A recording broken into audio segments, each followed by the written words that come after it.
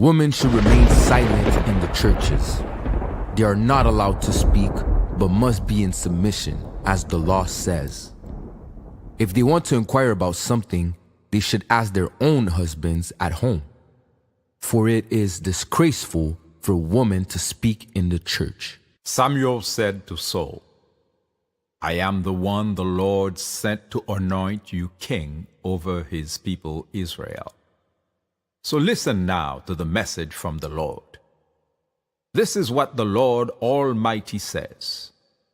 I will punish the Amalekites.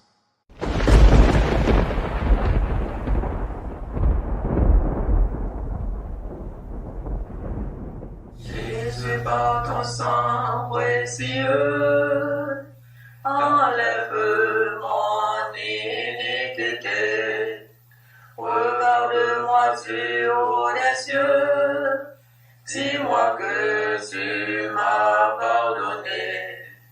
J'ai longtemps erré cœur rebelle, mais j'entends ta voix qui m'appelle. Au pied de ta croix maintenant, tout confus, brisé, je me rends. Blanc, blanc, plus blanc que neige, blanc, plus blanc que neige. Lavé dans le sang de l'agneau, je serai plus blanc que la neige. Now go, attack the Amalekites, and totally destroy all that belongs to them. Do not spare them. Put to death men and women, children and infants, cattle and sheep, camels and donkeys. 1 Samuel 15.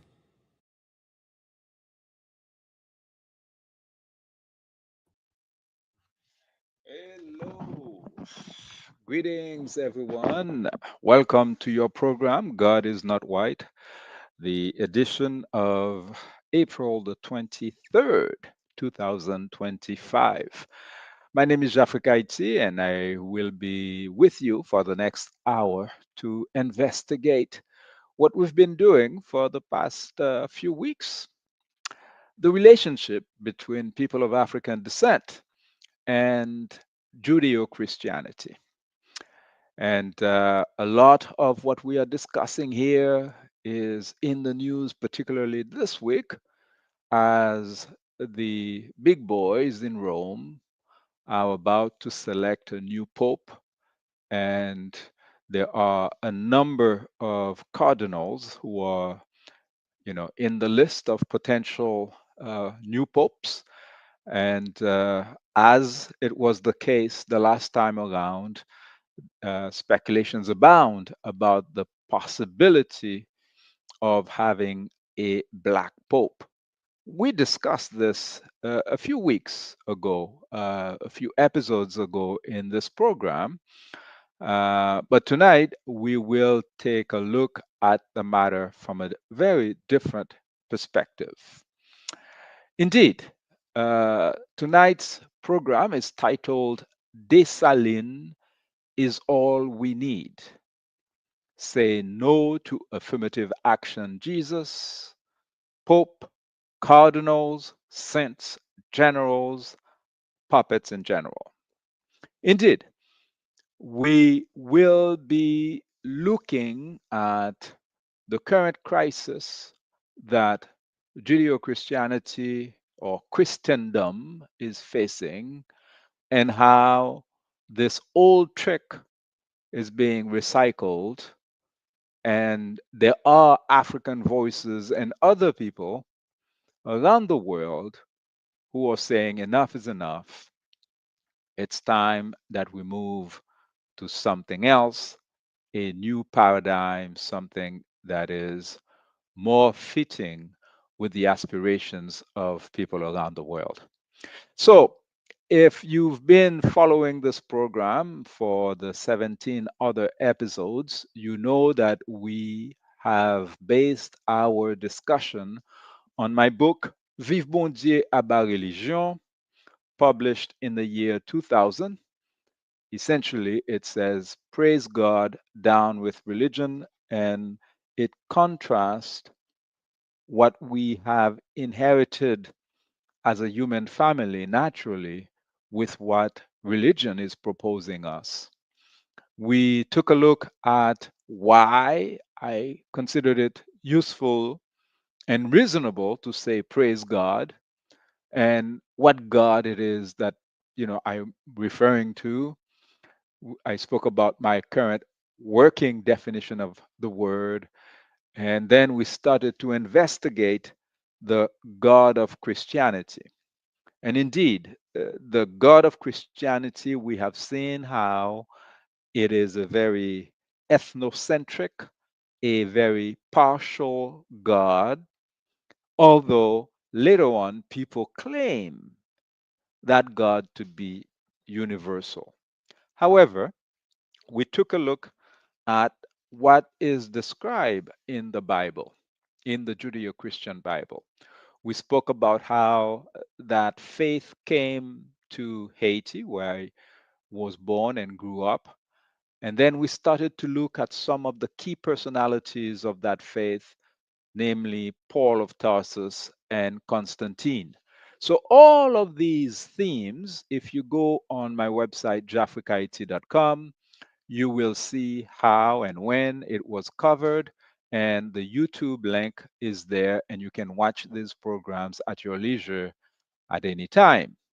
And so, last week, we discussed the theme, all the misery of the world. As you know, there's this now crisis of migration where the countries that built their riches on the backs of enslaved African men and women are now very wary of these same people escaping the African continent, escaping Haiti, escaping Latin America, and the misery that is there, and coming to, crossing the Mediterranean to go to Europe, or crossing the Atlantic to get to the United States and Canada. And the folks who are running those countries erecting walls, physical walls, and legal walls to keep the wretched of the earth away from the witches, from the riches that have been stolen from them all of these years. And of course, we saw last week this very telling, caricature of what is actually the drama that is unfolding any given day on the Mediterranean or the Atlantic, where the Africans are drowning in the ocean, but their gold, their coltan, their diamonds, and all of that is making its way to Europe or to white North America. Okay, today we are looking at a very specific situation where um, we are analyzing the behavior of Judeo Christian countries, okay, countries that were built on Judeo Christianity, and how they deal with other countries that their victims, okay, are developing. Just as we spoke about these minerals of Africa crossing the Mediterranean to reach Europe, well, and last week we saw the words of Joseph Borrell. We're going to have a few seconds to speak about that again today. The President of the United States, who deems himself a emperor of sort, has decreed that the President of Burkina Faso has no business using the gold of Burkina Faso for the priorities of the people of Burkina Faso. And so we will see whether what Donald Trump has decreed here is something that is odd, or this is something that is in keeping with the behavior that Judeo Christians have adopted for a while now, or perhaps since the beginning. We ask the question, why is Ibrahim Traore targeted as Sankara and Dessalines were? We will be spending a few minutes talking about how they've always mobilized the Stephens. By that, I mean the Blaise Compaorés, the Colin Powells, the Condoleezza Rices, the Barack Obamas, and now the Michael Langley. And finally, we will contrast what the three M's of imperialism of the colonial and neo-colonial era are doing and how people of goodwill around the world could mobilize to have a resounding defeat of these three M's at the hands of our three R's. And we will define those shortly. And after I present the references, I will invite you to share your say on the topic if you call on this WhatsApp number here and if all the technology decides to cooperate with us. And so, given that we have so much to cover, without further ado, let us delve right into it. Yes, we say that when you hear that Donald Trump has decided to target the president of Burkina Faso for elimination, just as Barack Obama did Muammar Gaddafi and went along with the plan, and Hillary Clinton was laughing her head off when they were murdering Gaddafi in 2011.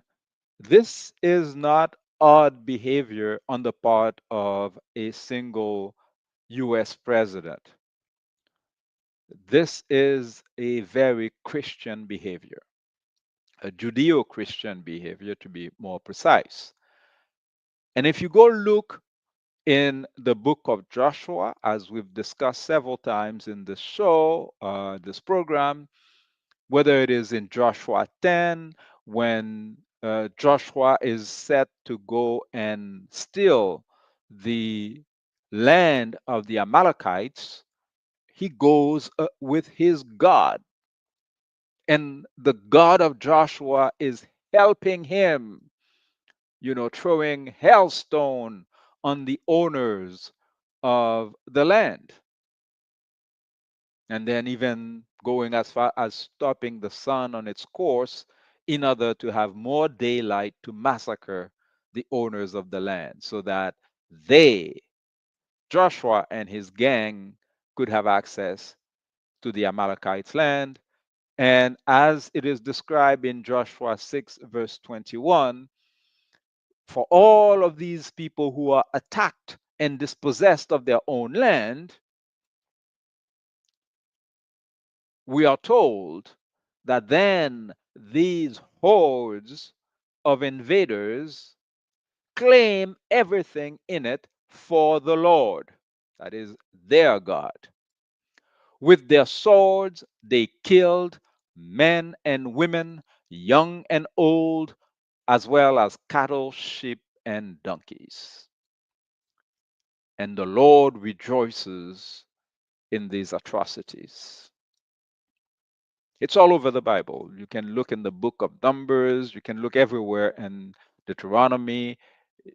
You will find all kinds of these references of an ethnocentric, racist, partial, barbaric God. And it is in the name of that God that all of these interventions have happened throughout history. And here we are in 2025, and the man who claims to be Lord over all of the Americas, renaming oceans and everything, has his eyes set on the 37-year-old president of Burkina Faso. And this is not something to take lightly because it has happened in the past. the recent past in that very same country, as we will see in a few minutes. And so the other day, there was this thing called AFRICOM. The US has its military bases all over the place on the African continent. And there's a US general, Michael Langley, who was giving testimony as to why the young leader of Burkina Faso should be targeted. And yes, it is a black man who is doing the dirty job. And we will discuss that in a few minutes. However, let us be clear who is really in charge here. As I say, we must always remember that the Donald is no lone ranger. He has many cousins who may speak differently, but essentially they follow the same script. And as was described by Joseph Ball, the European Union for Foreign Affairs and Security Policy chief, they consider themselves to be gardeners who have to go to the jungle. They're not satisfied to stay home and protect what they have, even if it is what they have stolen from others. But Europeans, according to Joseph Ball, have to be much more engaged with the rest of the world. Otherwise, the rest of the world will invade us by different ways and means, he says. And you will see what ways and means the gardeners are set to avoid that perceived invasion from the jungle dwellers. That is the rest of us, the rest of humanity, the majority of human beings on the planet. Okay, so what is the crime of President Ibrahim Traore? It's the same crime that was committed by Thomas Sankara before him a few decades ago, and Jean-Jacques Dessalines before him a couple of 100 years ago. As you can see all over the internet and other publications, television programs, since this 37-year-old leader has taken over in Burkina Faso since 2022, I believe, there has been numerous transformations in the country, and we will see that later on. But what is important here is to note how young the white supremacist forces have decided to eliminate black leaders in the past. Thomas Sankara was exactly the age of Ibrahim Traore when they murdered him. The French government murdered him in 1983. Patrice Lumumba, murdered by the Belgians in collaboration with Americans and Canadians and the United Nations troops that were stationed in the Congo at the time, was only 35 years old when they killed him. Stephen Bantu Biko, who was active in Azania, also known as South Africa, was only 30 years old when they murdered him. Malcolm X, Dr. Martin Luther King, Maurice Bishop of Grenada, they were all only 39 years old. And even the young Hampton, I always have hesitation because Fred Hampton, who was only 22, and I always have in mind the first name of the musician whose last name is also Hampton, Lionel Hampton.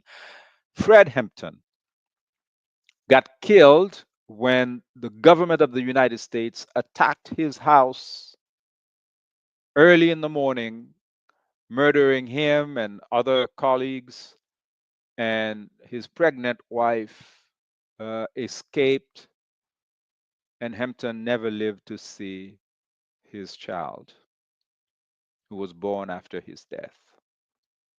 So we need to put all of this in context when we hear those announcements of imminent account attacks against African leaders who happen to have decided that their uranium, their gold, their coltan, whatever they have in their country has to be mobilized for the benefit of their population, such as the education of these young people you see in this picture with Ibrahim Traore, healthcare, road infrastructure, etc.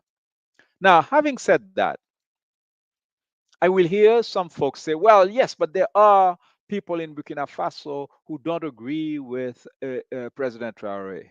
Yeah. So, what is the point?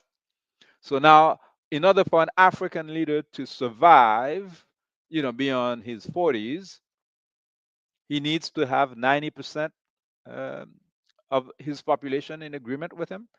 And how do you know that, in fact, this leader doesn't have 90% approval in his country? He might actually do, because of the dire situation the country was led to before his arrival.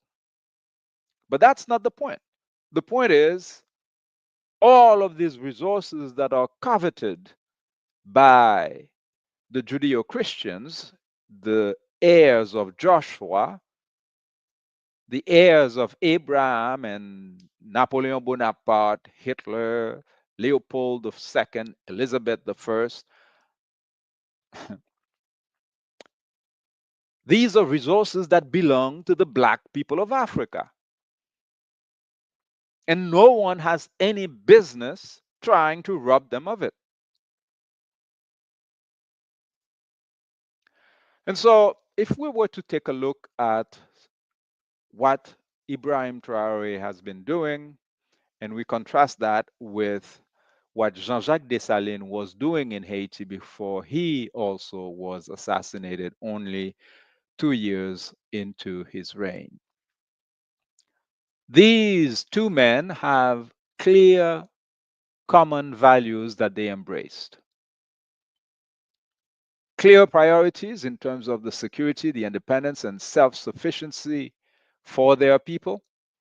In the case of Burkina Faso and Ibrahim Traore, economic autonomy, cultural pride, and agricultural development clearly are the cornerstone of his policies.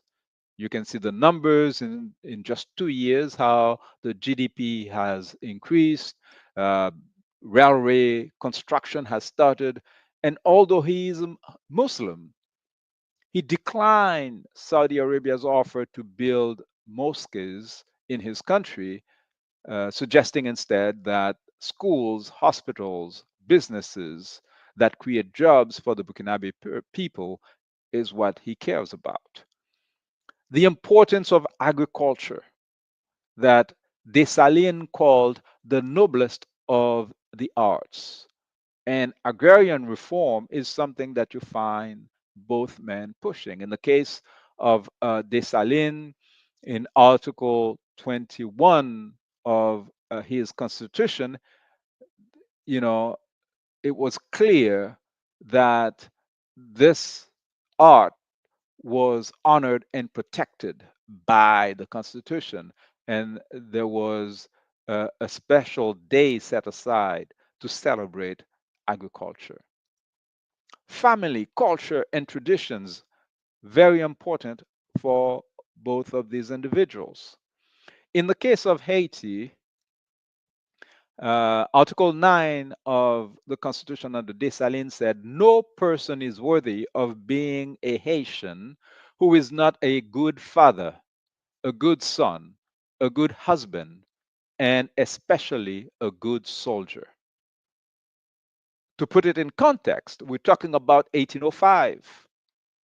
Under the colonial regime that the French were leading after the British and the Spanish, who also occupied parts of the island at different times, an enslaved woman, that is an African woman, could be robbed of her child from birth. Her breast milk belonged primarily, often exclusively, to a newborn white child. So when you see Article 9 saying that a good Haitian is a good father, a good son, a good husband, and especially a good soldier, you need to understand that the black family was destroyed. The Europeans used to take a family of 4 children and they sell 2 children with the Spanish who occupy the island of Cuba. And then the other 2 children end up in Quebec, in Montreal, Quebec, with a French slaver. So now these children would end up with French first names and enslaved in Quebec, in Montreal, and the other 2 in Cuba with Spanish last names. And these families will likely never reconnect. And then they could sell the mother um, to a British who occupies Jamaica and then later on goes to England with this person. And then the other one stays on the island of Haiti. The family has been so destroyed.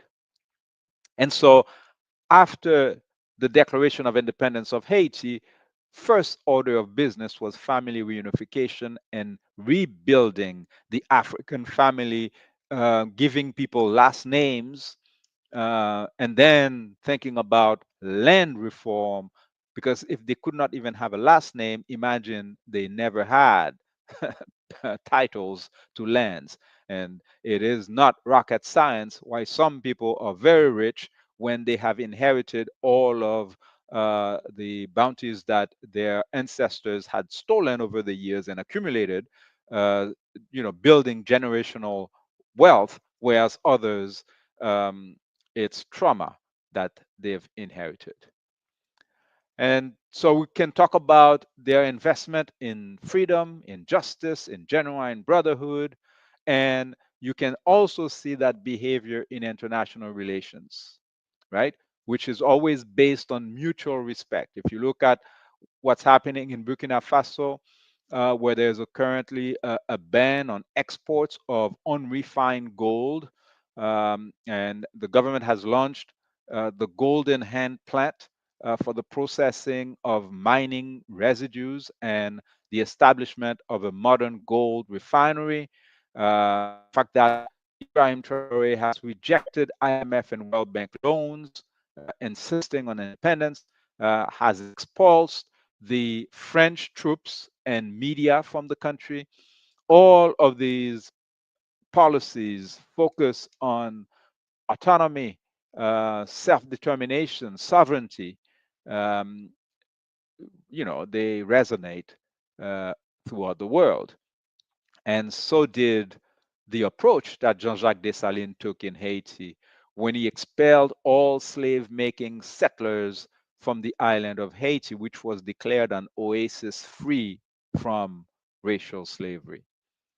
But he offered asylum to Black Americans, such as some of my ancestors who left racial slavery in the United States and migrated to Haiti. He offered it also to people from Poland, from Germany, who came as refugees. He firmly put in their place English neighbors who were in Jamaica when they started to reproach him for an alleged hostile attitude of his warships, who he has, which he had armed to secure the island of Haiti. We discussed that exchange between Dessalines and Dirkworth in one of our recent episodes. Now, this document you will find on my website, jafrikayiti.com, or on globalresearch.ca.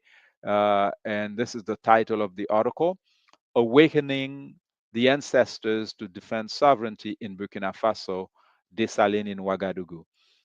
There's a specific endeavor uh, because May the 15th is the Ancestors' Day, day of traditions in Burkina Faso. And this year they are going to have a special place for Jean-Jacques Dessalines, the liberator of Haiti, as part of the celebration. And the 3R International, that has taken this initiative, is doing a fundraiser. So if you go on the website, you can see how you can support their initiative. And I'll return to that a bit later. And so clearly they are mobilizing the Stephens. As we saw when they used Blaise Compaoré to assassinate Thomas Sankara, as they used Colin Powell to undo the democratic progress that Haiti was making under President Jean-Bertrand Aristide. Uh, they used Condoleezza Rice for many of these crimes as well, and Barack Obama to assassinate Muammar Gaddafi, who was working on, helping the Africans, move away from the French money and the U.S. dollar, and have money that is backed by real gold, which they have in their countries. Um, the use of an African, um, whom they elevate, sometimes superficially, uh, in order to participate in horrendous crimes against humanity, is nothing new. We all remember Colin Powell lying through his teeth at the United Nations, and now this Michael Langley guy is the one who is making these threats against Ibrahim Traore. This is not new. For those of you who've watched the movie um, uh, Django Unchained, you can remember this character, the Stephen character, and how he happily served Massa. And so we say that there's a remedy for all of this. And as we saw in the previous episodes, the three M's always work in tandem.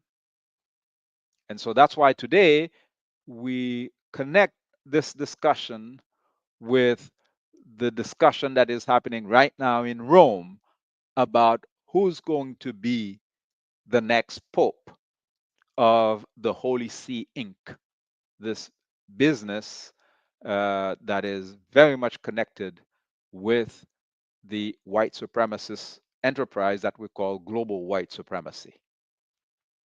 It is the three M's: the militaries that attack your country and take your territory, the merchants, La Compagnie des Indes, whatever. Last week or 2 weeks ago, I think we talked about some of these insurance companies that were making money in the so-called transatlantic slave trade.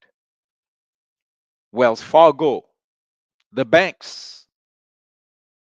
So all of these are the merchants.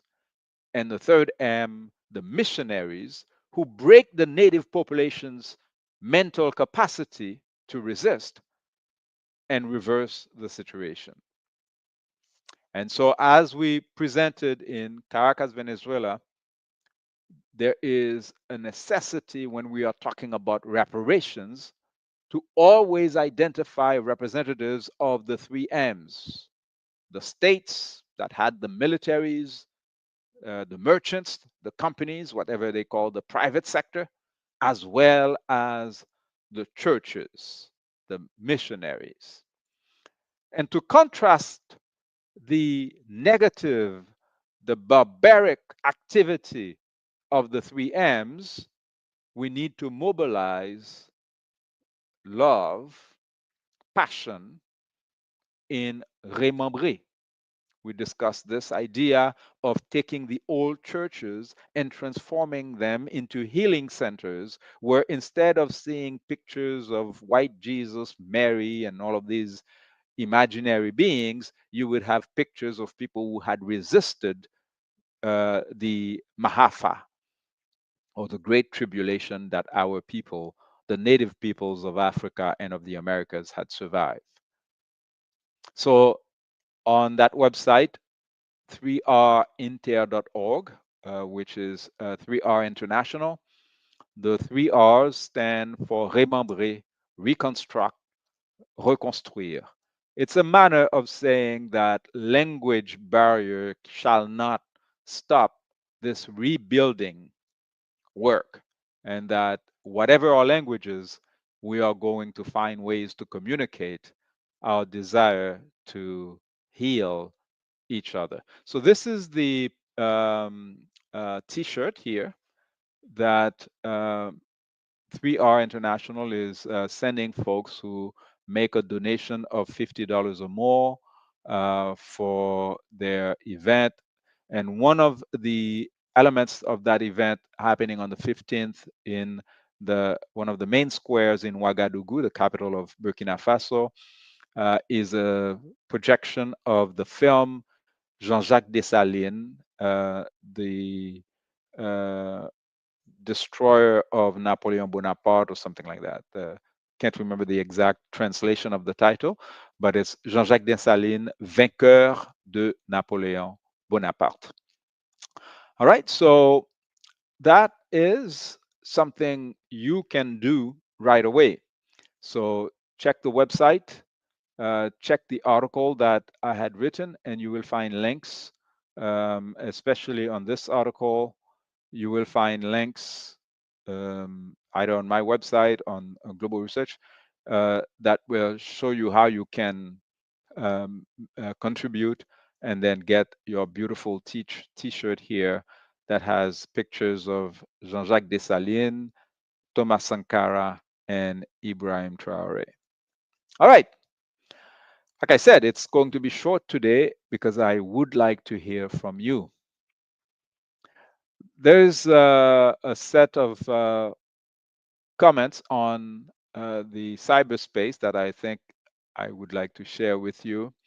Sahel Revolutionary Soldier said, in my humble opinion, Africans need to focus on our own spirituality and the empowerment of our people rather than the papacy.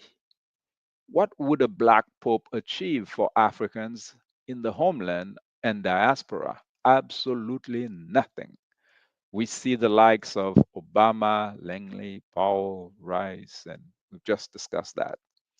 And it is fitting that just last week we were revisiting that poem by Haitian writer Félix Morisot Leroy. This is how it happened, where he described how the black man, Simon of Cyrus, is the one who actually carried the cross, but it's the white man who got the Oscar. Everybody forgot about Simon. But, the white guy was just walking along. Just like, you hear, this is the first man to have climbed Mount so and so. Meanwhile, the fool was carried on the back of natives who've been going up and down that mountain for years, centuries. But, they always want to be first. And so we humor them. Indeed, what's happening in Rome today is really of no consequence for Africans who are awake, when in fact we need to be concerned about these fatwas that criminals in Washington and other places have placed on the heads of young African leaders like Ibrahim Traore. Um, so I remind you some of these books that you could check out and publications also on my website. And it would be my pleasure now to see what colleagues have said on the website. Uh, and here's dear brother, I don't think that Emperor Dessalines would like me at all. He didn't seem to like women in high positions. I aspire to be great one day and to be an equal earner. Well, this is interesting. Jean-Jacques Dessalines was ruling in 1804 to 1806. If we want to compare him, we have to compare him to his contemporaries. And I can tell you his contemporaries were not great lovers of women's rights.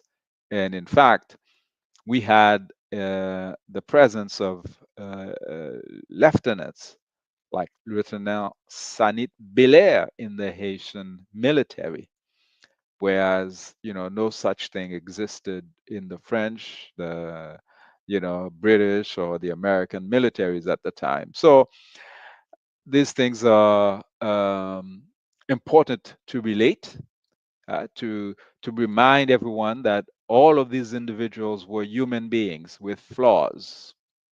No perfect leader in either Haiti or Burkina Faso or Congo, and that is not the point at all.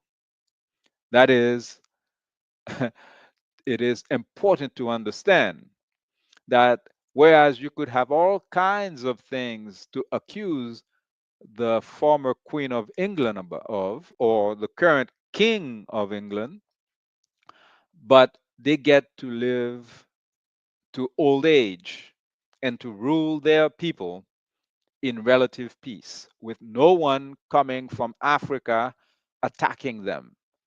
Whereas this luxury is not afforded African leaders. That's the point we're making. Uh, and so we are encouraging you guys to dial the number. Let me put the banner here that reminds you of the phone number that you can dial to join the program. As tonight, I wanted to try this opportunity here that we have to have live exchanges about the topic. So, how many of you guys are hoping or actively lobbying for a black pope, and how many of you consider this to be show business that is of no consequence to the reality that African people are facing today, and that we got more important things to worry our heads about? Again, you can let us know what you think by dialing on WhatsApp, WhatsApp only, right? So if you have Wi-Fi, it should be free of charge. So you dial 613-482-2549, 613-482-2549, and I will be happy to take your call. Um, in these references that I've shared with you here, there are a couple of books that I think you would be you would find some very good stuff in there. I just realized now that you don't have Dr. Aristide's book, Haiti, Poésie philosophique, which I think is now available also in English, but it certainly is in Haitian Creole. And that book has a foreword by Dr. Molefikete Asante, this African American scholar who's written Afrocentricity, among other books. A number of folks who have been putting thoughts out there as to what direction our world could take for proper healing. And so we have a sister calling here. Let me just make sure. Let's see. Ha. I need 1 minute to get my WhatsApp open on my computer so that I can answer your call, and it will happen just now. Please keep calling, Marie-Nadine. I see you calling. For some reason, it's not showing up there. Please keep calling. Don't hang up yet. It's just taking some time to come up on the computer. And so I remind folks, 613-482-2549, 613-482-2549. The system is a little bit slower today, but I'm pretty sure we will get to it. Yeah, there you go.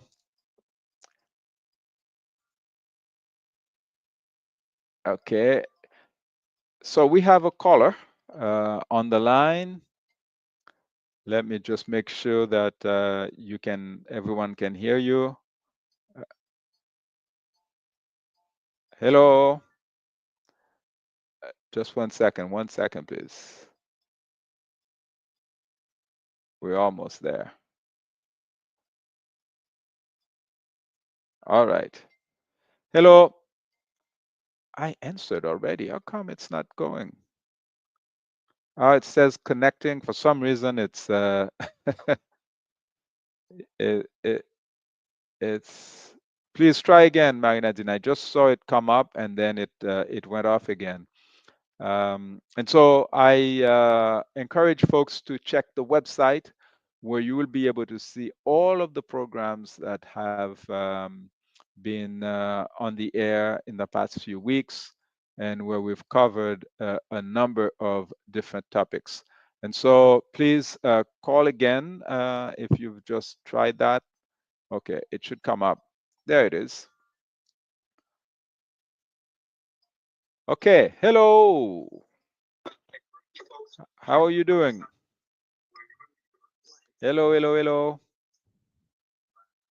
I cannot hear you yet. I see that you're there, but for some reason, the computer is playing a trick on me. Hello, I can hear you now.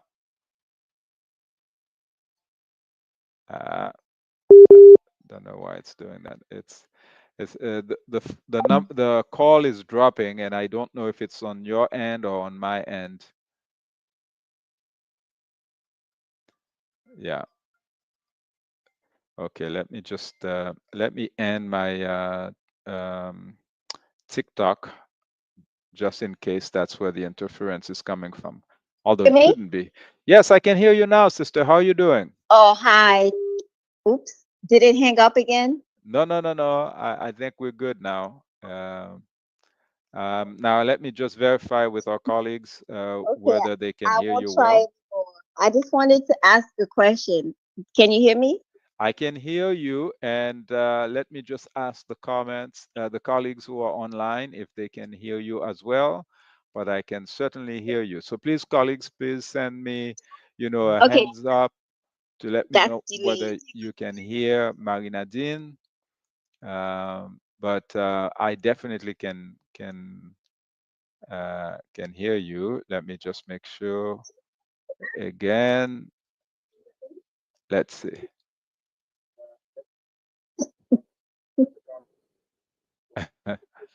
So how are you today? Hello. I don't hear you anymore. Yeah, we're having connection problems. So and it's weird because I can hear you. Hello. Yes, hello? Okay. Yes. So Um, what is the question? yes, fine. My question is that I read on the internet that Ibrahim Traore paid off a debt of $4.79 billion. And I was wondering why he did that and if you had any insights. Should third world countries, quote unquote, third world countries be paying off debt to European colony or ex European colonial colonists? Yeah. That's my question, I guess. Thank you. Okay, thank you. Yes, well, so this debt thing is always problematic, right? Because clearly um, the system is currently rigged against Africans.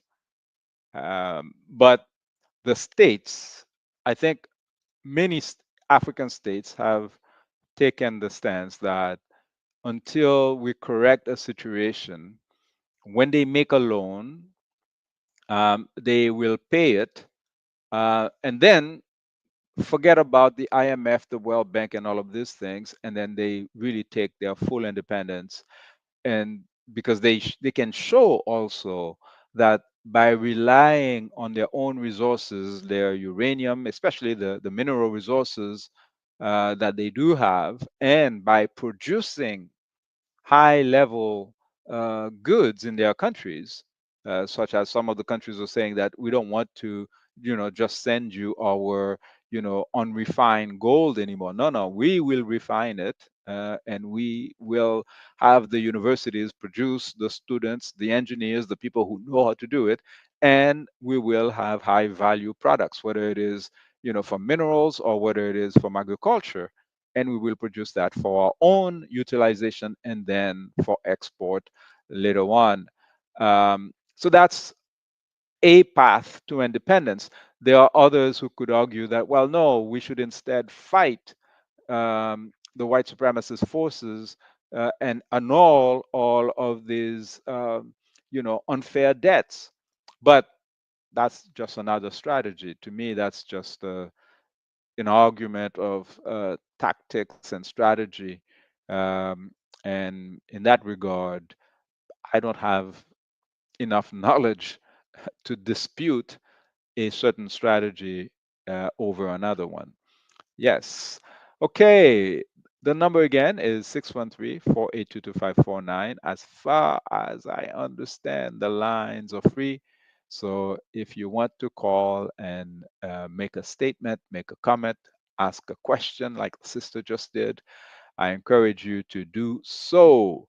I remind you that this program, God is Not White, which we started on the 25th of December 2024. We have covered a number of items, and really, we really hope that you will find material that is helpful, educational from what we have covered in the previous weeks. The website, Jafrikayiti.com. Let me share with you what you see when you go on the website. In particular, um, the with regards to this event that's happening on the 15th of May in Ouagadougou. Like I mentioned, you can find all of the information as to how you can contribute to the effort of 3R International. So this is the information here about if you're making an e-transfer, and for every $50 plus donation, you get one of the T-shirts of the event, and you can send your contribution to fabulos@hotmail.com. That's Darlene Lozis. And again, like I said, the document that summarizes the connection or the similarities in approach that Dessalines and Ibrahim Traore had taken on many topics is on that website as well, on that article. And you can see here the article. There are many other articles on the website. Jafrikayiti.com is the title of the website, and I encourage you to go under God is Not White. There you will find all of the programs, and this is from last week when we discussed all the misery of the world and Simon of Cyrene, being called to carry the cross. Like now they want a black pope to carry the cross. We covered Black Jesus and the Way either. Superstition and the Way. We spoke about restitution, reparations, and remembré. And then we discussed the twin deceits, why when we're talking about white Jesus, we're really talking about a metaphor, not a historical person, but rather a metaphor for white power. And it is a very powerful thing to have young black boys and girls from childhood kneeling to white power. And then you end up with crooked leaders who cannot take care of their own people, who are accepting, to play the roles that Condoleezza Rice, Colin Powell, and Michael Langley has played. But we also saw, that there are people who manage to see beyond what is being offered, like this artist there, Harmonia Rosales, painting the creation of Adam in a different way. And indeed, it was last month that we discussed the idea of recruiting a black pope to save the white church, but to keep it as is, as where it is their words, their votes, their books, their Jesus for their purpose. You just get to be invited to pay the tithes and offerings. Um, we spoke about how the religion came to be, but also how the book was compiled at the Council of Trent, how many people voted. All of these details are in these programs, and some very pointed questions about Paul. Was Paul a Roman spy? We discussed that in the seventh episode.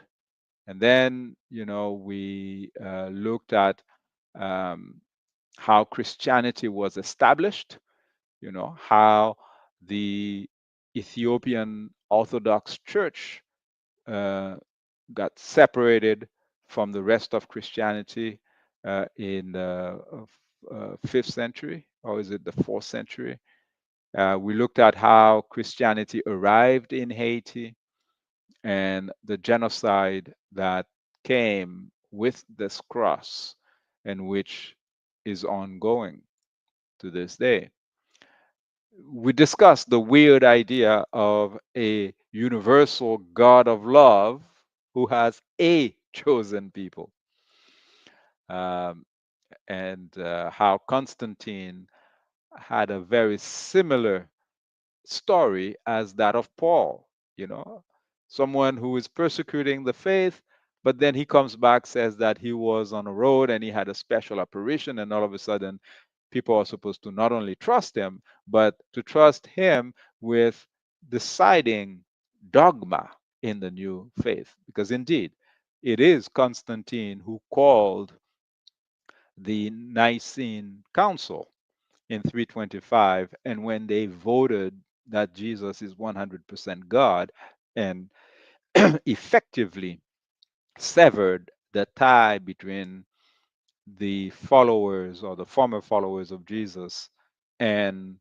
the Judaism that Jesus practiced all the way to his death.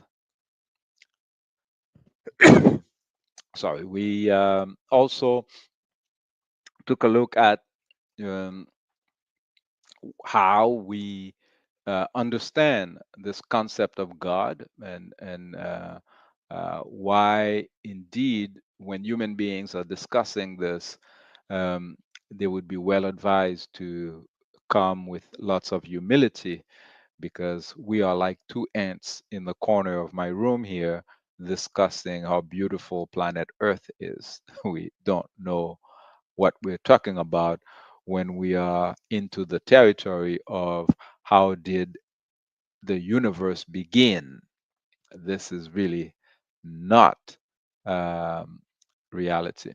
And so I realize now you weren't looking at the website like I was when I was showing all of that, but essentially you can go on Jafrikayiti.com, and at the top of it, you will see all of these previous episodes, and the YouTube is right there. You just click, and you'll be able to watch that episode. And at the top of the website, it's you just click on God is not white, and the blog will take you to this article that I was telling you about, where you can essentially click and get access to make a donation if this is something you'd like to do, or to check out the organization 3R International that is organizing this event on the 15th of May in Ouagadougou. All right, this is all I had for you today, colleagues. And I leave you with, what do I leave you with tonight? Let us see. I leave you with my two children discussing how to recognize Leonard. Ok, nous allons jouer à identifiez-moi le personnage. Alors, nous commençons. Ici, Toutankhamon. Tankhamon, ok. À cause de sa grosse carcasse, puis il y a comme un serpent. On y va, go. Monsieur Lamoukaji. Moi, je pense que c'est la mère à Toutankhamon. Elle n'avait pas de nom? Non, je ne me rappelle pas. Thierry? Tillé. Ah. La reine Tillé. Ok. Lui? Oh oui, ça. Osiris. Osiris. Auxerre. Osiris. Ok.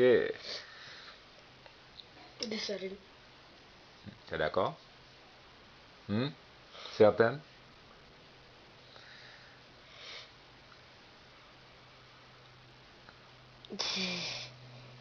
Hein?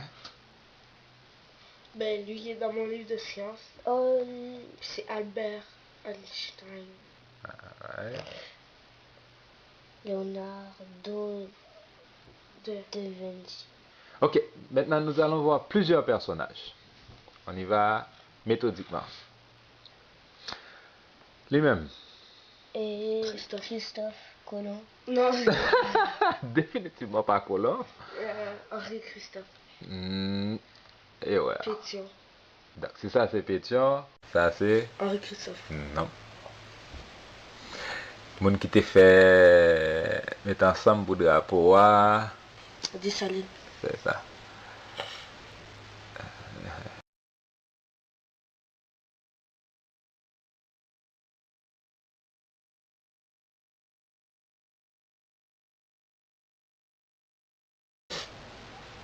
Léonard de Vinci. Léonard de Vinci. Et toi, Nonon? Ben, je sais pas. Ok, n'a pas un petit bac. Léonard de Vinci. Léonard de Vinci, ils ont la même face. Ça pourrait. Ils se ressemblent aussi. Ça, c'est Jésus. Ça aussi, c'est Léonard de Vinci. La même face partout. Qui faisait des autoportraits.